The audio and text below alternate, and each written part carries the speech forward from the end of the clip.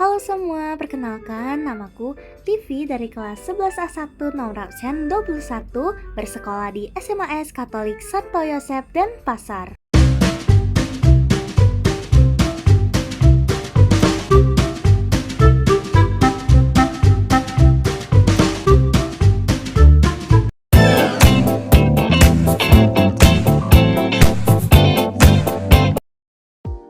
Kita langsung lanjut ke submateri yang pertama, yaitu hubungan KC dan KP. Kita dapat melihat hubungan KC dan KP melalui rumus PV sama dengan nRT, di mana P merupakan yang ditanya, sehingga rumusnya menjadi P sama dengan N per V RT, di mana N per V ini adalah konsentrasi atau molaritas. Kita misalkan ada sebuah persamaan di sini, ada sebuah reaksi di sini, yaitu K dalam berbentuk gas plus L dalam berbentuk gas sama dengan M berbentuk gas plus N berbentuk gas. Jika dimasukkan ke rumus KC akan menjadi begini, dan jika dimasukkan ke rumus KP akan begini. Kita ingat kembali rumus yang tadi sudah kita dapat dan kita bisa masukkan ke rumus tekanan di sini, sehingga kita dapatkan seperti ini. Lalu jika kita amati kembali, kita pisah, kita dapat menemukan KC di dalam rumus KP ini, sehingga kita dapatkan hubungan KC dan KP yaitu seperti rumus berikut, di mana delta N adalah koefisien gas kanan dikurang koefisien gas kiri, T sebagai suhu dalam Kelvin, R sebagai sebuah konstanta tetap. Kemudian di sini ada contoh soal yang sudah terdapat jawabannya. Dalam rol 1 liter, 5 mol gas CCl4 terurai 60%. Menurut reaksi CCl4 gas CS plus 2Cl2 dalam bentuk gas, tentukan besar KC dan KP pada suhu 20 derajat Celcius. Kita tulis kembali reaksi yang sudah diberikan di sini. Kemudian kita buat MBS-nya. Kita ketahui bahwa 5 mol gas CCl terurai 60%. 5 molnya mula-mula, kemudian terurai 60%, berarti dalam bereaksi 60% dari 5 mol bereaksi di sini. Sehingga kita dapatkan 3 mol. Untuk C dan Cl di sini, ketika mula-mula kita tulis strip karena dia belum memiliki. Kemudian dalam bereaksi kita menggunakan perbandingan koefisien dan kita dapatkan 3 mol dan 6 mol. Sehingga sisanya adalah 2 mol, 3 mol, dan 6 mol. Dari sini kita masukkan ke rumus KC, di mana unsur kanan dibagi dengan unsur kiri. Ingat, yang digunakan di KC ini hanya fase yang berbentuk gas. Kita masukkan ke rumus dan dapat hasil 18. Kemudian kita masukkan ke rumus KP. Rumus KP yang kita gunakan yang sudah kita dapatkan sebelumnya, yaitu KC dalam kurung R kali T pangkat delta N. KC di sini sudah kita dapatkan di sini, kita masukkan ke sini. Lalu untuk R, kita sudah diketahui di soal, kita masukkan. Untuk suhu, kita rubah suhu dalam bentuk derajat Celcius ke Kelvin dengan cara ditambah dengan 273, hingga hasilnya 300. Untuk delta N, kita kurangin koefisien kanan dikurang koefisien kiri, dimana koefisien kanan digunakan yang Cl2, dan koefisien kiri ini tidak diberitahu, cuman jika tidak diberitahu itu berarti koefisiennya 1. Untuk hasilnya kita dapatkan 442,8. Kita lanjut ke materi kedua, yaitu derajat disosiasi. Kesetimbangan disosiasi adalah reaksi kesetimbangan dalam sistem tertutup yang melibatkan terurainya suatu zat menjadi zat-zat lain yang lebih sederhana. Contohnya di sini ada NH3 yang dalam bentuk sederhananya menjadi N2 plus 3H2. Apa sih derajat disosiasi itu? Jadi, derajat disosiasi adalah perbandingan banyaknya mol zat yang terdisosiasi atau terurai dengan mol zat mula-mula. Di mana rumusnya itu seperti berikut. Dengan NB, mol terurai, dan NM, mol mula-mula. Harga alfa atau derajat disosiasi ini berkisar 0 hingga 1. Jika alfa sama dengan 0, maka tidak terjadi penguraian. Jika alfa sama dengan 1, berarti terdisosiasi atau terurai sempurna. Jika alfa lebih dari 0 dan kurang dari 1, terdisosiasi atau terurai sebagian. Contoh soalnya ada seperti berikut. Pada reaksi kesetimbangan 2HL dalam bentuk gas, H2 dalam bentuk gas plus I2 dalam bentuk gas, 0,1 mol HL dipanaskan sehingga terbentuk 0,02 mol I. Derajat disosiasi HL adalah, kita lihat di sini, kita tulis kembali reaksi yang sudah terdapat di sini sebagai berikut.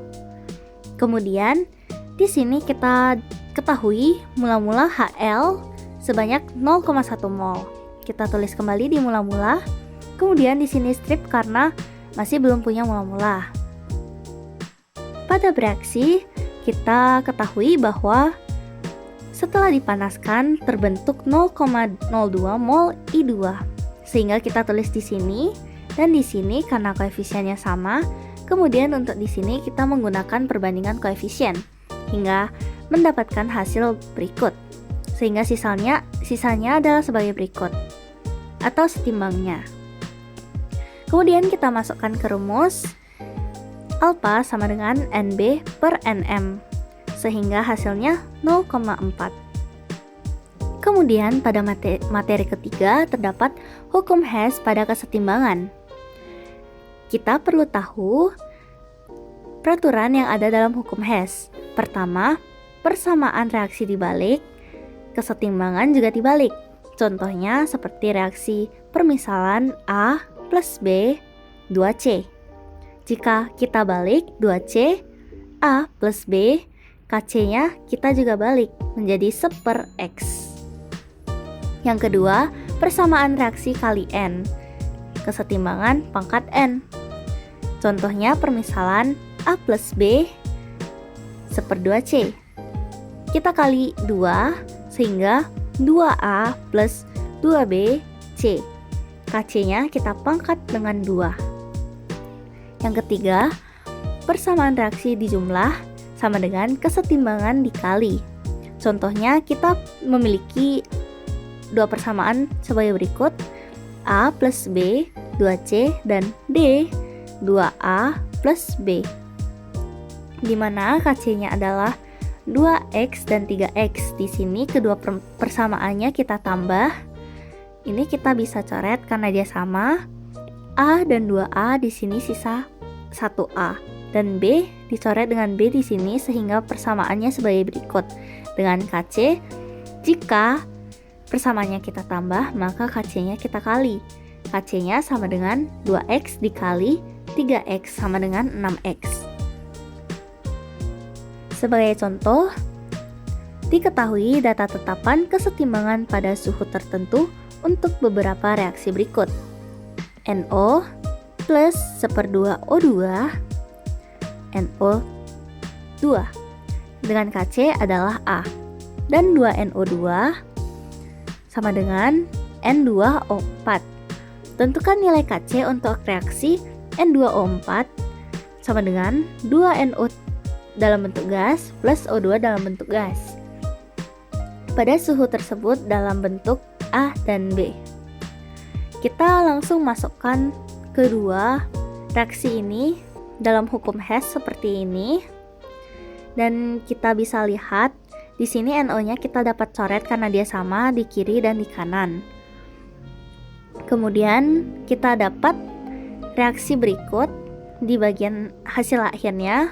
Kemudian karena kita membalikkan persamaan pertama, maka KC-nya juga kita balik, dan pada persamaan kedua kita balik dan kita kalikan 2. Sehingga hasilnya sebagai berikut. Kemudian Kc-nya kita kali karena dalam penjumlahan dan hasil Kc sebagai berikut. Kemudian kita lanjut ke submateri yang keempat, yaitu pergeseran kesetimbangan. Dalam pergeseran kesetimbangan terdapat azas Le Chatelier, di mana berisi jika terhadap suatu sistem kesetimbangan dilakukan suatu tindakan atau aksi, maka sistem akan mengadakan reaksi untuk mengurangi pengaruh aksi tersebut. Contohnya di sini terdapat aksi di reaksi berikut, dan untuk mengurangi pengaruh aksi, reaksi kesetimbangan akan bergeser ke arah produk atau kanan atau ke arah reaktan atau kiri. Kemudian ada faktor-faktor yang memengaruhi pergeseran kesetimbangan. Yang pertama ada konsentrasi. Jika konsentrasi zat naik, maka reaksi akan bergeser dari arah zat tersebut, dan jika konsentrasi zat turun, maka reaksi bergeser dari arah zat tersebut. Contohnya, jika kita lihat reaksi di sini, PCl5 konsentrasinya naik, maka dia akan bergeser ke kanan atau dia akan ke produk. Sedangkan Cl2 menurun, maka dia akan bergeser ke kanan. Kemudian yang kedua, suhu atau T. Jika suhu naik, maka reaksi bergeser ke arah endotherm, dan jika suhu turun, reaksi bergeser ke arah exotherm. Kita bisa tahu endotherm dan exotherm dari delta H. Jika delta H-nya plus, maka dia ke arah endotherm atau ke kanan. Dan jika delta H-nya positif, dia arah exothermnya akan ke kiri. Jika delta H-nya negatif, arah exothermnya akan ke kanan dan arah endothermnya akan ke kiri. Yang ketiga, ada tekanan dan volume. Tekanan dan volume ini saya masukkan sebagai satu karena memiliki hubungan. Karena jika tekanan naik dan volume turun, berarti berbanding terbalik ya teman-teman. Jika tekanan naik dan volume turun, reaksi bergeser ke jumlah koefisien gas terkecil. Dan jika tekanan turun dan volume naik, reaksi bergeser ke jumlah koefisien gas terbesar. Dengan cara mudah untuk menghafal yaitu dengan Faucil-Kocil. Volume kecil, koefisien kecil. Kemudian, jika koef gas kiri sama dengan koef gas kanan, maka perubahan V dan P tidak memengaruhi pergeseran. Contohnya seperti di sini. Kita dapat lihat bahwa koefisien gas kiri dan kanan itu tidak sama dengan atau tidak sama. Di sini koefisiennya cuma 1, sedangkan di sini 1 ditambah 1 sama dengan 2. Sehingga di reaksi ini tekanan dan volume tidak memengaruhinya. Kita lanjut ke contoh soal. Di sini sudah terdapat jawabannya. Agar pada reaksi kesetimbangan N2 plus O2 sama dengan 2NO gas, delta H sama dengan plus 180 kJ. Jumlah gas NO yang dihasilkan maksimal, maka tindakan yang diperlukan adalah diketahui NO-nya maksimal sehingga dia bergeser ke kanan atau ke arah endotherm. NO-nya berada di sini. Kita dapat lihat ke arah endotherm karena delta H-nya itu plus. Sehingga jika dia mengarah ke arah endotherm, koefisiennya turun, tekanannya naik, volumenya turun, suhunya naik, bergeser ke arah endotherm.